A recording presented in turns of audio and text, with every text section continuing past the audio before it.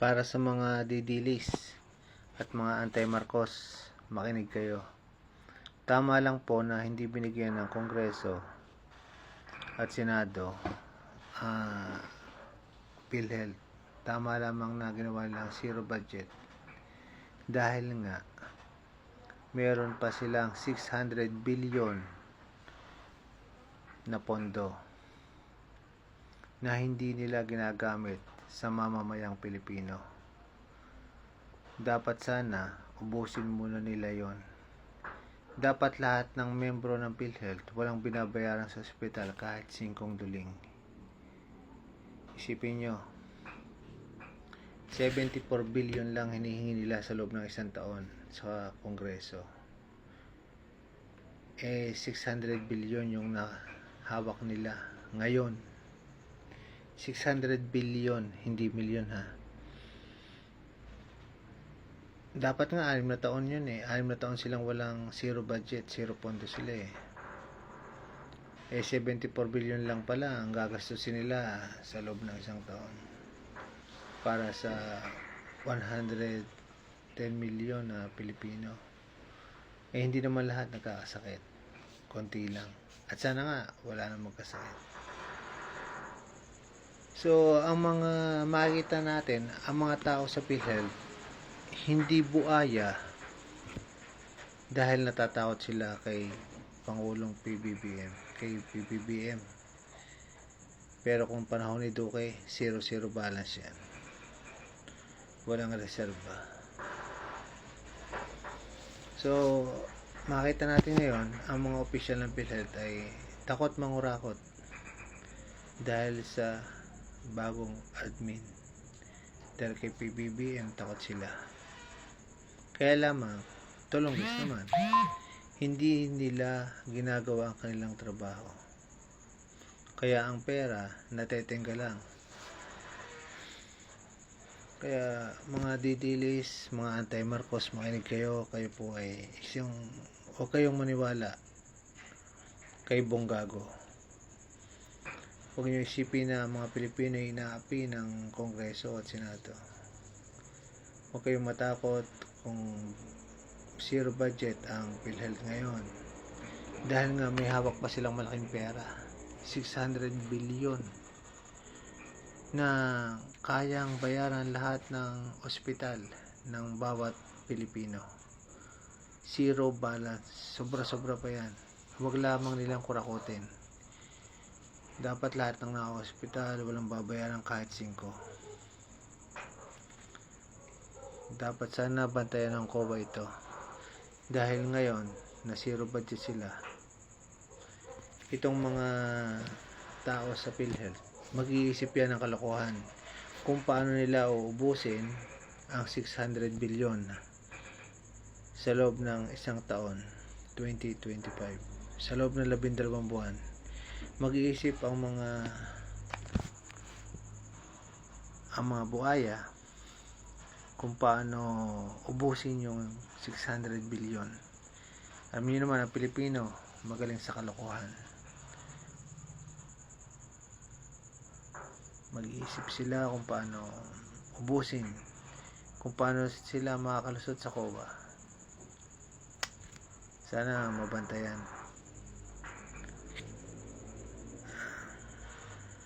Kaya nga mga kababayan, huwag po kayong matakot, huwag kayong magalit sa Kongreso at Senado. Bagamat mayroong ilan na bumabatikos kung bakit zero balance daw, zero budget ang ibinigay ng Kongreso sa PhilHealth. Dahil nga sa laki ng pera, 600 billion. 74 billion nga lang hinihingi nilang proposed budget Kailan kaya? Sobrang bait talaga ni PBBM Kaya ginagawang asal ng mga kalaban. Ginagawang asal. Lalo siyang sasabihan ng kung ano-anong kasinungalingan, kung ano-anong masama.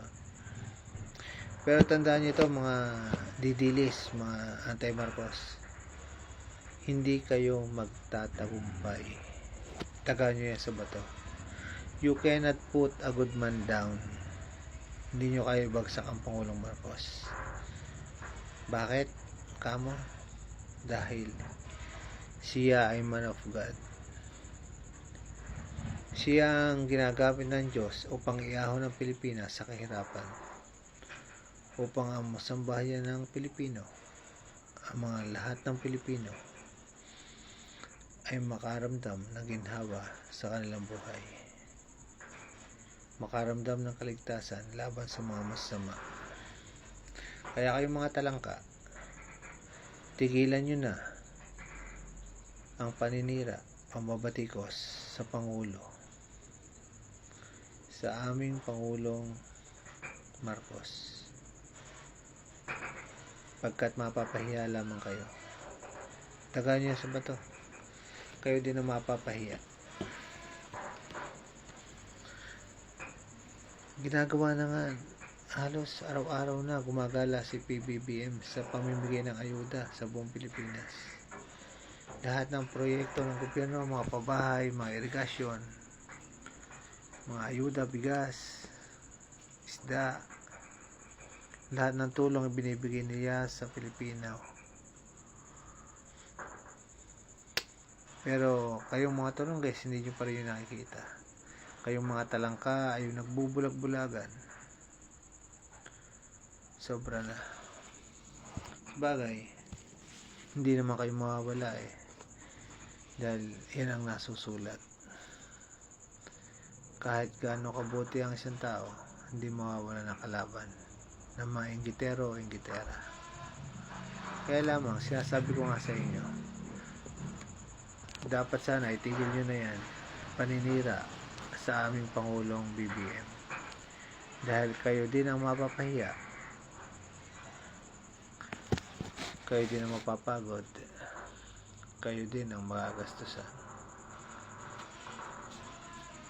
Ang mabuti pang gawin nyo, panoorin nyo ang Quadcom hearing ng mga kongreso, lalo na pahayag ni Congressman Acop at Congressman Abante, para makita nyo ang katotohanan ay unti-unting lumalabas. Tama nga si ex-senador Trillanes,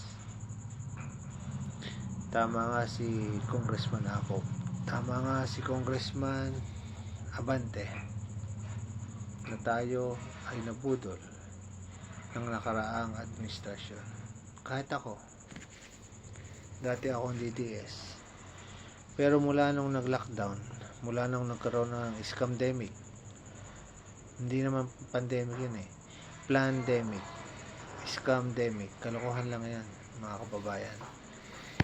Dahil sa maling utos at paglabag sa karapatang pantao na ginawa ni ex-president Digong, nawala na kami ng gana sa kanya.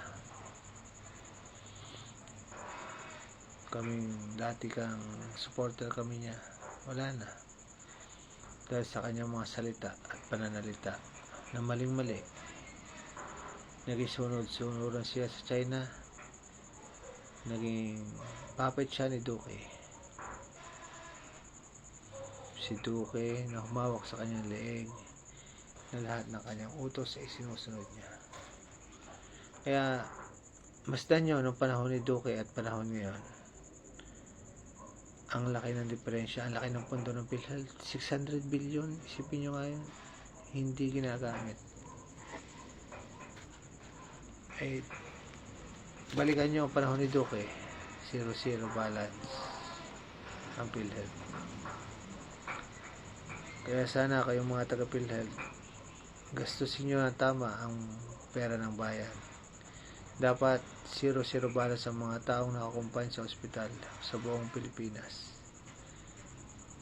Pagkat sa laki ng perang hawak nyo, kayang-kaya nyong bayaran lahat ng ospital. Mga tao ng PhilHealth, matakot kayo sa Diyos na buhay, pagkat siya magpaparusa sa inyo. Tandaan nyo yan. Magandang gabi, bayan.